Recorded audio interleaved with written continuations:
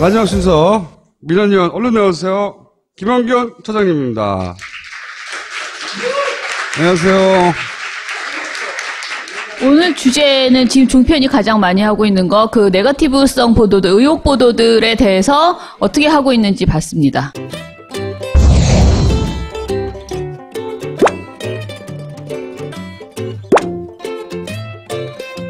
네, 1+1 또 이제 문재인 후보 쪽에서 1 더하기 1이라고 읽을 텐데 1 더하기 1이라고 읽을 텐데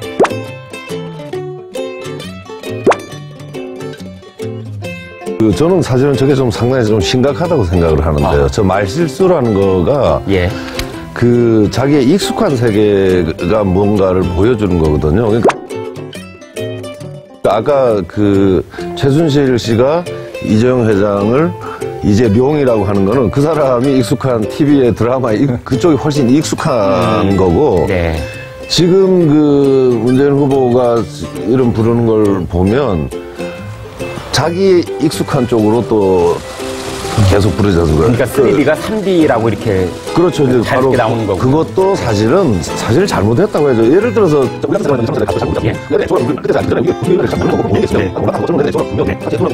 그게 왜 엑소냐? 그게 이 엑소지 뭐 이런 식으로 할 수는 없는 거라고 생각을 하는데 그렇게 해명을 함으로써 오히려 본인의 어떤 폐쇄적인 태도를 나는 오히려 좀 보여준 게 아닌가. 그런 제일 유력한 후보가 저렇게 자꾸 그 말실수를 넘어서는 뭔가 의식 세계가 좀 편향되어 있는 게 아닌가 하는 걸 보여주는 면에서는 저 말실수라는 거가 최순실 씨가 이재용 회장을 자기의 익숙한 세계가 이재용 회장을 뭔가를 보여주는 거거든요.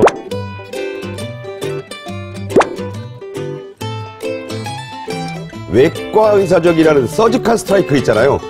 저 사람이 얘기한 거를 그대로 반박하는 장면이 있습니다. 대통령 직속 4차 산업혁명위원회를 만들어서 4차 산업혁명을 직접 밑받침하겠습니다.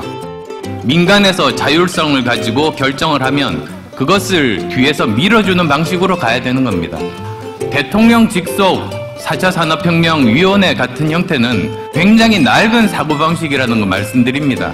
근데 이제 안철수 후보 같은 경우는요, 본인이 굉장히 4차 산업에 자신이 있어요. 왜냐하면 본인의 전문 영역이고, 그래서 지금 연설할 때도 그렇고 토론할 때도 보면요, 4차 산업 얘기만 나오면 얼굴이 굉장히 광이 나면서 눈이 반짝반짝거려요. 왜냐하면 이런 부분에 대해서는 나보다 더 알 사람이 없다. 그런데 마침 문재인 후보가 4차 산업을 마치 정부, 관주도로 하겠다고 이렇게 얘기를 하니까 딱 잡은 거죠. 저건 잘못된 것이라 확고한 신념을 갖고 있어서 저걸 치고 들어간다고 볼 수 있어요.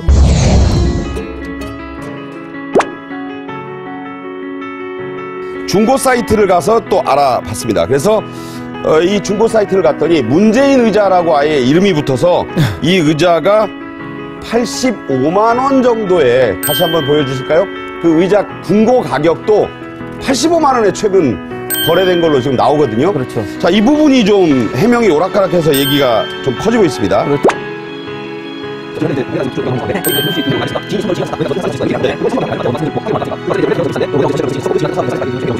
국민들의 의혹을 제기하는 것은 그 진실성에 대해서 국민들이 좀 더 어떤 그 알고 싶어하는 것이 아닌가 싶습니다. 사실 뭐 의자 하나가 600만 원이라고 그런다면은 일반 서민들 입장에서는 굉장히 고가예요. 아니, 의자 한 개 600만 이런 거 아니잖아요. 열 몇 개를 이제 예전에 이제 얘기했을 때, 뭐 요즘에 뭐 책상 하나만도 몇백만 원 하니까 200만 원 하니까 그걸 15개를 1000만 원에 샀으면 뭐 그거는 서민들이 이해가 되는데 의자 하나를 600만 원 주고 샀다 이러면 이건 얘기는 좀 달라요. 의자도 오히려 저것보다는 노무현 전 대통령의 장인이 노무현 전 대통령의 임기 초반 때 그 음주운전 사고를 덮으려고 했던 거 아니냐, 축소하려고 했던 것이 아니고 사돈.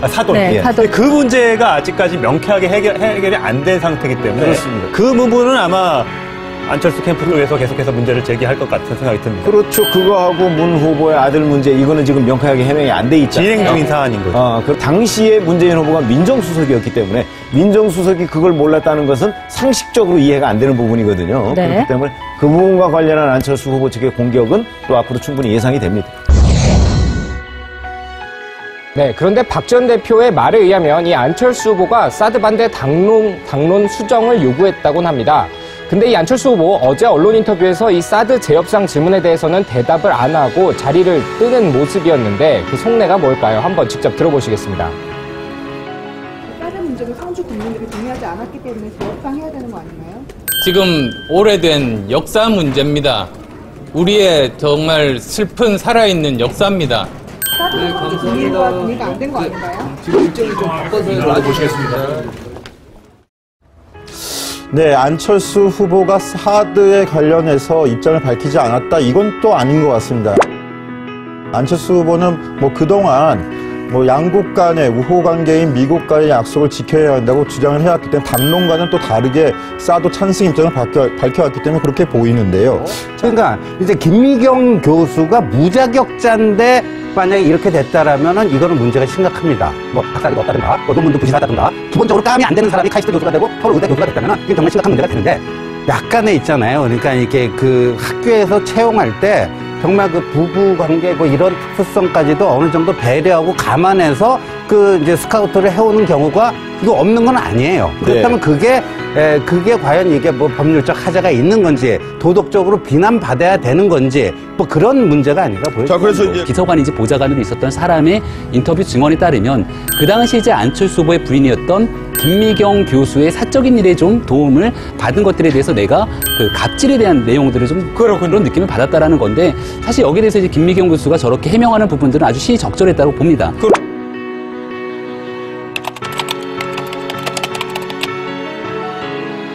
그 내용을 더 얼마만큼 설명을 해야 그게 굉장히 진정성 있는 얘기인지에 대해서는 받아들이는 사람에 대한 역할마다 차이가 좀 있는 것 같고요. 국회의원들의 보좌관은 당연히 국회의원을 보좌해야 되는 건데 사실상 이제 국회의원의 부인 같은 경우도 국회의원의 의정활동에 대해서 거의 대다수 역할들을 함께 수행하는 경우들이 많이 존재하기 때문에 부인에 대해서도 같이 어느 정도의 보좌를 일정 부분 하는 게 여의도 국회에 좀 관행 아닌 관행처럼 굳어진 이것도 어찌 보면 적폐라고 할 수 있는 부분들이 존재하는 거겠죠.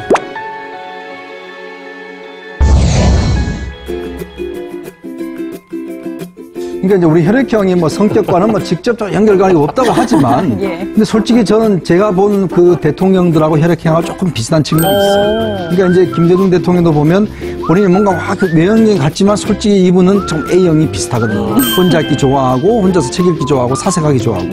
그러면서 본다면 지금 이제 문재인 후보는 좀 B형, 좀 강하고 고집스럽고 또 돌팔하게 있는 이런 스타일이라면 지금 안철수 후보 같은 경우는 AB형이거든요. AB형 같은 경우는 조금 4차원적이면서 조금 이렇게 어떤 새로운 어떤 걸 하는 뭐 그런 뭐 것도 있기 때문에 아무래도 본인의 어떤 IT라든지 이런 또 이미지가 좀 사실 있는 것이거든요. 화장실 책에 나오는 이런 거 아닙니까?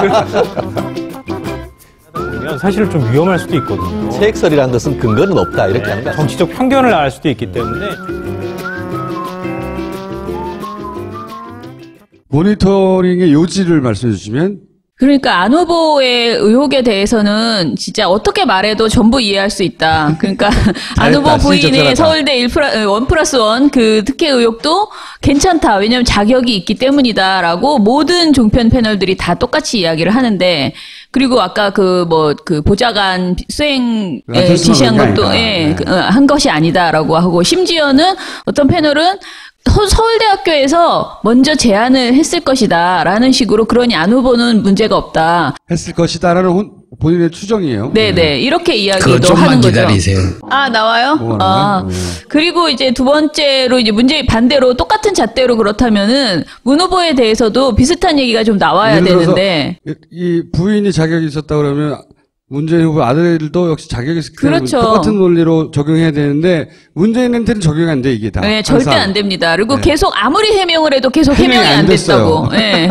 어떻게 하면 아까 그러잖아요. 김병민인가 그분이 그 짧은 4줄에 그 문자를 가지고 충분히 됐다 해명이 됐다. 진정성이 느껴진다는 진정성 있다라고 하는데.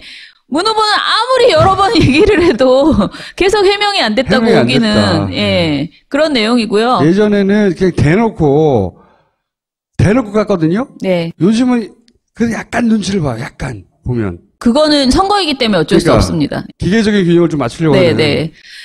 저희 아시다시피 종편제 승인 과정에서 조건이 이제 방심위로부터 4번 이상, 그러니까 5번째부터 받으면은 올해 4월 1일부터 12월 31일까지 법정 제재가 5번이 나오면은 TV조선이 이제 굉장히 그 시정명령을 받으면서 굉장히 위험해지는 그런 상황입니다. 그러다 보니까 아무래도 이제 전보다는 좀 조심하는 편이고요. 그리고 이제 자유한국당이 어저께구나. 어저께 뭔가 논평을 발표했는데요. 그 발표 내용이 이제 문재인 블랙리스트에 대해서 진상을 파악하고 뭐 사과하라 이런 내용이었는데 그게 민원연이 발표한 그 퇴출이 필요한 종편 패널 있잖아요. 그것이 문재인 블랙리스트라는 거예요. 근데 그 이유가 실제로 이들이 사라졌다는 거예요. 지금 종편에서. 근데 저희가 이번에 모니터를 발표를 했을 때 보니까 실제로 저희가 김진, 유근일, 민영삼, 여상원, 이영작, 조갑재, 차명진, 최병묵, 황태순 이렇게 이렇게 9분을 저희가 퇴출이 필요한 그 출연자로 예전에 선정을 해서 보여드렸었거든요. 근데 이 중에서 김진, 유근일, 이영작, 조갑재, 차명진 씨가 저희가 모니터해 보니까 최근에 전혀 나오지 않았어요. 대선 후보로 나갔잖아요. 그렇죠. 그래서 나간 거고 그 다음에 이제 차명진 씨는 판도라라고 MBN에서 새로 하는 방송에 나가고는 있습니다. 그런데 그리고 나머지 분들은 뭐 계속 조금씩 전보다는 확실히 전에는 다 10위권 안에 들었던 분들인데 출연 빈도수가 지금은 30위권 밖으로 다 밀려났더라고요. 여기서 또 지금 민영삼 씨는 국민의당으로 갔고요. 그렇죠. 네. 네. 정당으로 들어가거나 네.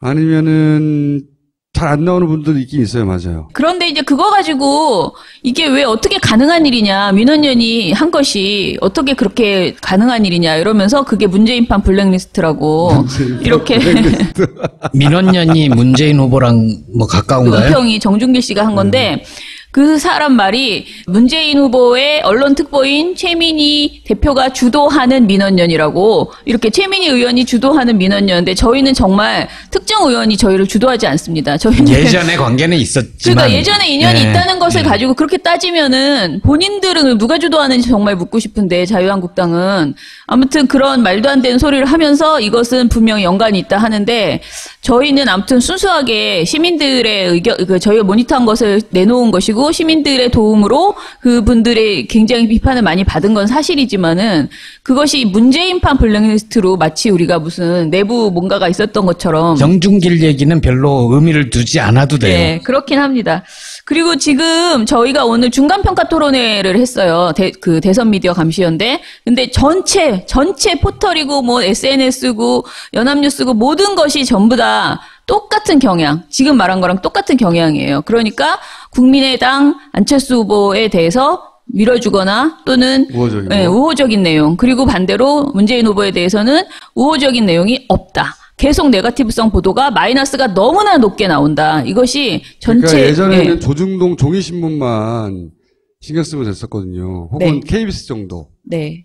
근데 지금은 조중동, KBS, MBC, 그 다음에 포탈, 종편. 그 중에서도 가장 악영향을 미친 것이 제가 보기에는 포탈이에요. 예. 이런 모든 뉴스들을 포탈이 어떻게 배치하고 유포하는가가 굉장히 중요한데, 애초에 편향된 뉴스를 생산해내서 그것보다 더 편향되게 배치하니까 그 효과가 굉장히 커요. 그리고 그 힘으로 처음에는 초반에 지지율을 출렁이게 만들었고요.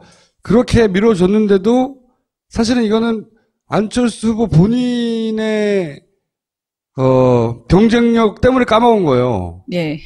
그 지지해 주던 미디어들이 성향을 바꾼 게 아니에요, 여전히. 그대로 해주고 있는데도 지지율이 출렁해서 다시 주저앉은 거는 남 탓할 데가 없어요, 사실.